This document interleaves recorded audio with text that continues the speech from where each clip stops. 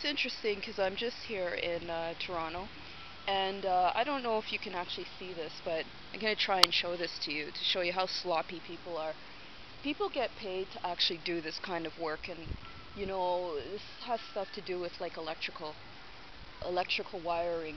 But you actually, I don't know if you can see this, but this is actually wire that's hanging down. So I'm going to try and it's not really showing that well, but I don't know if you can see, there's a wire that's hanging, right? This is it. I don't know if you can see. No, I'm going to try and get close to this thing. There we go. See, this wire is just swaying, and it's connected to this right here.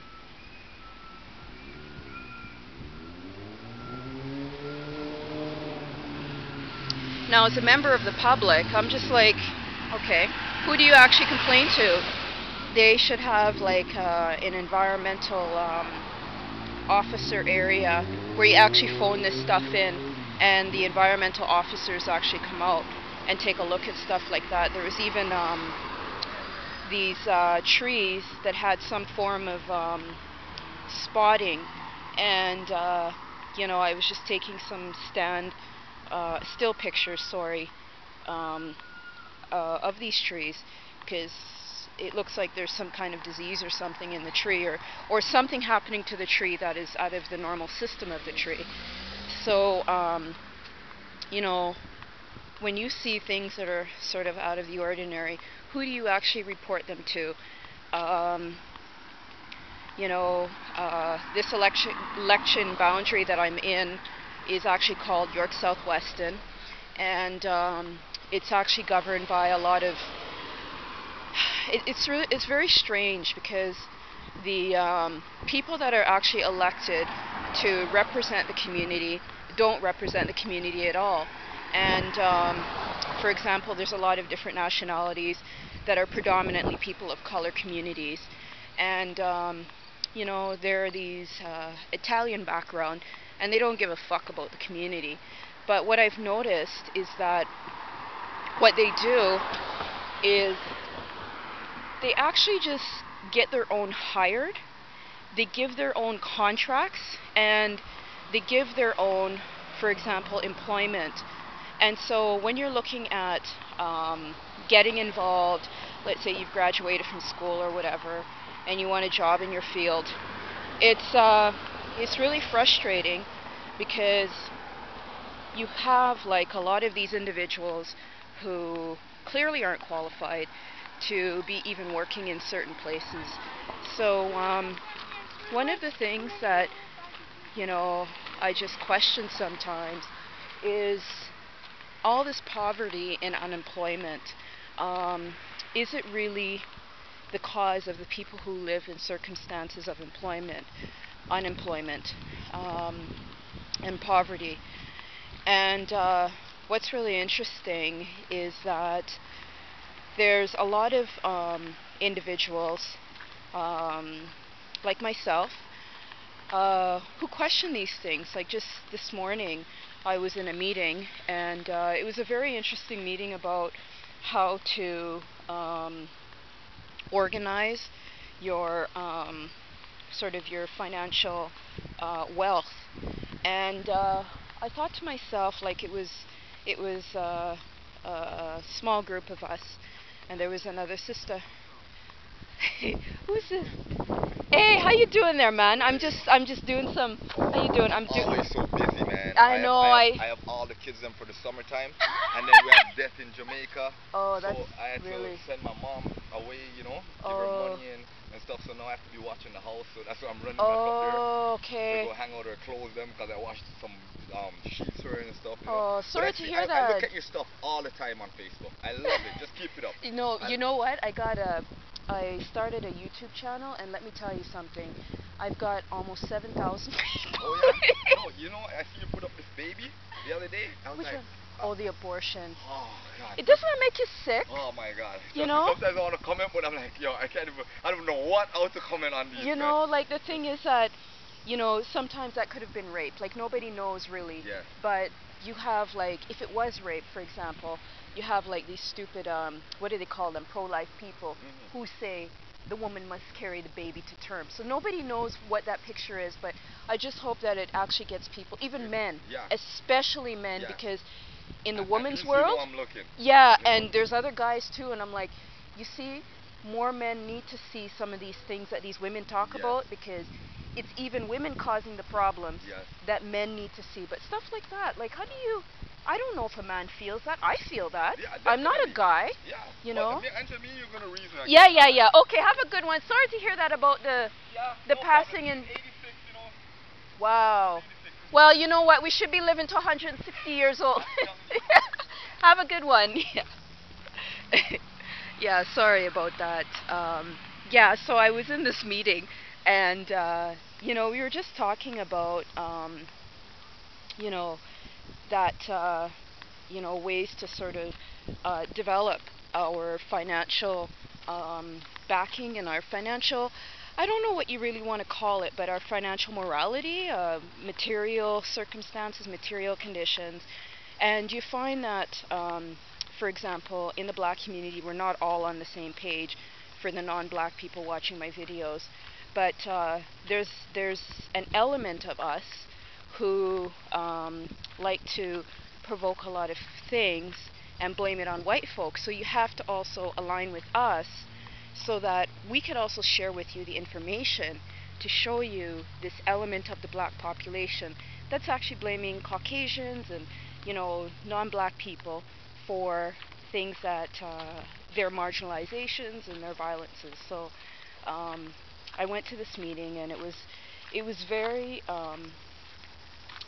very interesting to see how it is so important to know how to manage your finances. Like, it's just, I mean, as a professor in training, you know, I've been through some experiences, and, you know, I was thinking about, look at all this stuff. Like, you know, I never had this discussion with any elements in my household about how to, you know, prepare for, like, have like a plan to sort of manage your goals. And what are my goals financially? Like, you know, my thing is, now as I reconstruct my own definition of family, black family, I was even, you know, mentioning to some people that, you know, I can't even connect with these people that I actually grew up with. Like, it's almost like legally I have to make it very known that I want nothing to do with these people that I grew up with.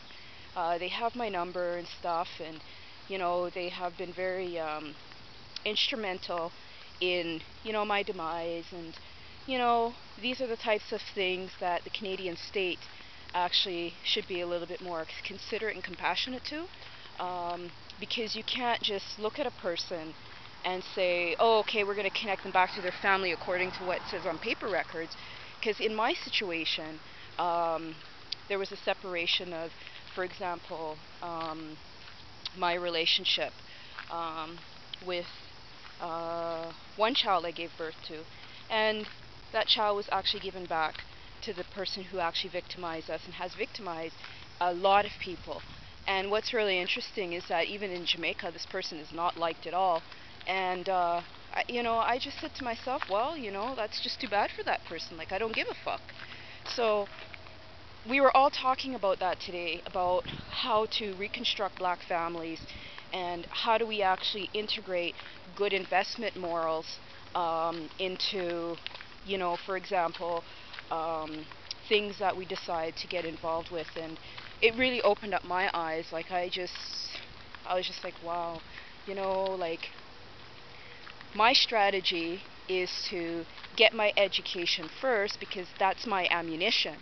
But on the other hand, if I have all this debt following me while I'm pursuing my education, then what exactly is the point of education?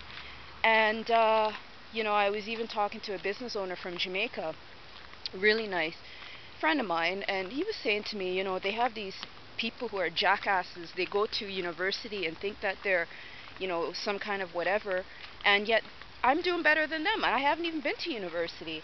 So, you know, it's I don't know. It really depends on, you know, sort of what people's goals are and what purposes it is out there. But I just wanted to share that with you. So, you know, I'm just reflecting on just this meeting about finances and, you know, making sure that, you know, we set ourselves up where we can actually, you know, help our own. And for example, I see like a lot of ethnic communities, and you know, some of them have their own like banks. I'm just like, well, why don't we have like a black bank, like, you know? And I've read some little things here and there about this Black Wall Street, where it was just all black-run business. One thing I do respect about Black USA is I follow like trends, like what are sort of the black responses globally to black marginalization. So I look at what's coming out of, for example, West Africa. I look at what's coming out of, see, that's what we should be doing actually. We should be having our kayaks, and we should be driving around, you know, on the river streams and stuff. And why the fuck are we, you know, walking around, the ones employed at these fucking places, these retail boxes called Walmart, living in these fucking places, you know? Everybody's suffering, you know? Nobody even has like money or food to eat. Like, this is crazy stuff, you know? So one of the things that you know, I just learned from this session is that, you know, you really have to sit down and have some serious like values and morals behind investing, because investing is also another form of discipline. And as a single black woman who's training to be a professional, like a professor, I don't know if a professor's really professional, but you know, also one who's actually in the trenches and you know, like fucking hopping fences and stuff, you know, like it's it's so funny because I love the work of Angelina Jolie. Like, I really wish I could connect with this woman and say, look man, you got to teach me how you do your stuff, you know, and you know, do something like that, like some kind of action, environmental action stuff, and you know, show people like environmental work is actually fun stuff. But who's employed in this? You know, it's all Caucasians. And who's causing the problems? Well, we don't know, right? So, you know, so many different things to factor. So, anyways, I just wanted to share that with you. So, I hope your day is going good. Today is Saturday, August 25. I don't even know what I'm going to call this video. But, you know, it's just some reflections around, you know, getting out of sort of the marginal, a status of socially marginal in Toronto, Canada, and you know, connecting back to what truly is going to enrich our social mobility, economic participation, economic innovation, and our material conditions. So, you know, again, thanks for listening, and it's pretty cute, you know, somebody, a friend of mine actually likes my, I've got a Facebook page as well, and I get a lot of discussion on there sometimes, so it's, I'm just crossing the street right now, and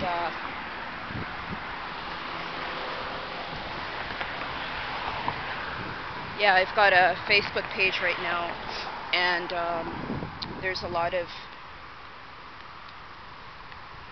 discussion there, and you know, I learn a lot, but I find that you know, Facebook is getting a lot out of me, and I'm not getting anything out of Facebook, you know what I mean? So it's time to sort of activate different financial resources where I can say, okay, you know what, people, this is where I was, you can see all my videos, and this is where I am now, and my office is an open door policy.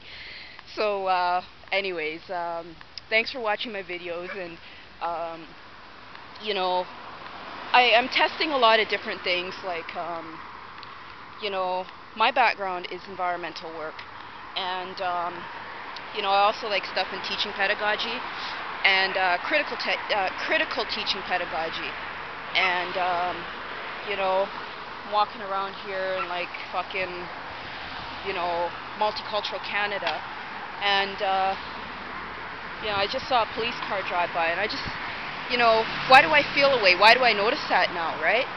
So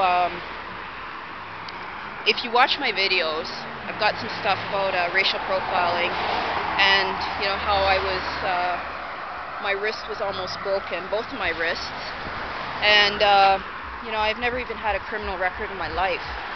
So I'm understanding how the system works, so that one day I can actually talk to the system and say, you have to learn to be respectful to people that are respectful in different ways.